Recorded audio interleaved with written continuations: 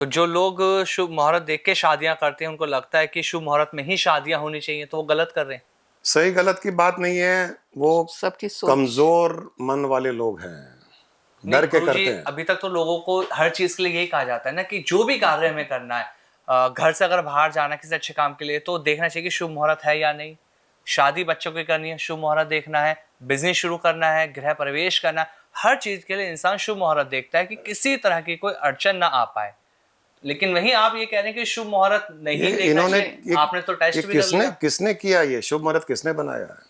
ज्योतिषियों ने बनाया, गुरुओं ने बनाया, जो धर्म गुरु गुरुओं हैं, ने ज्योतिष नहीं, है। ज्योतिष शास्त्रियों ने। गुरु भी तो इस चीज को कहते हैं, जो बड़े बड़े धर्म गुरु हैं, अगर वो अनुष्ठान कर रहे हैं, पूजा पाठ कर रहे हैं या प्राण प्रतिष्ठा कर रहे हैं, अभी मैं वो सही में गुरु नहीं है, हम उनको गुरु नहीं मानते। तो वो कौन है फिर?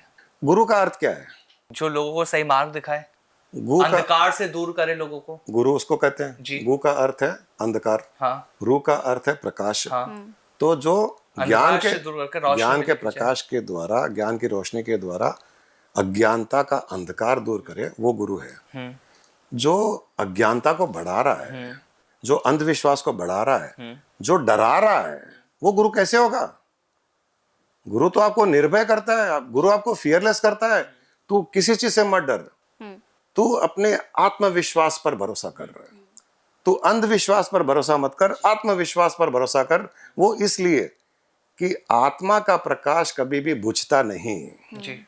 और आत्मा के प्रकाश में अंधकार ठहरता नहीं। तो जब आत्मविश्वास से कोई काम किया जाता है ना, उस इंसान को किसी प्रकार का डर, भय, फियर नहीं रहता है। तो आपके जो भक्त हैं, जो आपको मानते हैं, वो आपकी इस बात से सहमत होते हैं कि शुभ मुहूर्त नहीं हर मानना चाहिए? किसी ने ये ट्राई कर लिया है, उन्होंने मुहूर्त छोड़ दिया है। जो जो कहा जाता है कि ये शुभ मुहूर्त नहीं है, उसमें उन्होंने शुभ कार्य किया है और आके शेयर करते हैं हमारे साथ में, गुरुजी हम भी इस भय से दूर हो गए। अब तो जो लोग दिवाली के टाइम पे शुभ मुहूर्त में पूजा करते हैं कि माँ लक्ष्मी उनके घर में आए, पूजा करनी बंद कर दी हमारे भक्तों ने। पूजा नहीं करनी चाहिए। हम ही नहीं करते हैं। क्यों? एक सनातनी के लिए तो पूजा पाठ उसके जीवन का बहुत बड़ा मार्ग होता है। सनातन धर्म है। हाँ। हम आध्यात्मिक हैं। तो सनातन और आध्यात्मिक क्या अंतर बहुत है? अंतर है। जैसे धर्म में अनुष्ठान होता है, धर्म में क्रिया कर्म कांड होता है जी। ये मुहूर्त आदि, अच्छा मुहूर्त, बुरा मुहूर्त, ये धर्म के अंतर्गत आता है जी। आध्यात्मिकता में नहीं आता है। अच्छा। आध्यात्मिकता इनके परे है। जहां धर्म समाप्त होता है वहां आध्यात्मिकता शुरू होती है जी। जहां आत्मा, परमात्मा, ब्रह्म भाव, वो आध्यात्मिकता है। ये सारा का सारा शरीर से संबंधित है। जो आप कह रहे हो अच्छा बुरा सही गलत, ये शरीर से संबंधित है, आत्मा से संबंधित नहीं है ना। आत्मा तो मुक्त है, आत्मा चेतना है जी। आत्मा किसी काल दोष, किसी मुहूर्त से उसका कोई प्रभाव नहीं होता है। तो जो आत्मा में स्थित होता है वो इनके परे चला जाता है। हम दिवाली पर कोई पूजा नहीं करते और लक्ष्मी माता की बहुत कृपा भी है।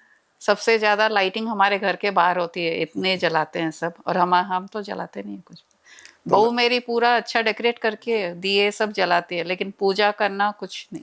हम कर्म कांड के बंधन में नहीं है। आज लोग 99.99% लोग केवल डर के मारे पूजा करते हैं कि नहीं करेंगे तो क्या हो जाएगा। उन्हें नास्तिक कहा जाता है कि ये तो नास्तिक है, ये तो विश्वास नहीं रखता ईश्वर में। ईश्वर में विश्वास नहीं रखता है उसे कहा जाएगा जो ईश्वर से एक पल के लिए जुदा होगा। जो ईश्वर से जुदा ही नहीं होता है, तो कैसे समझे कि ईश्वर सच में हमारे साथ है? आपको निर्भय होकर के ईश्वर के साथ में जुड़ना पड़ेगा। हर पल आपको ईश्वर के दर्शन होने चाहिए।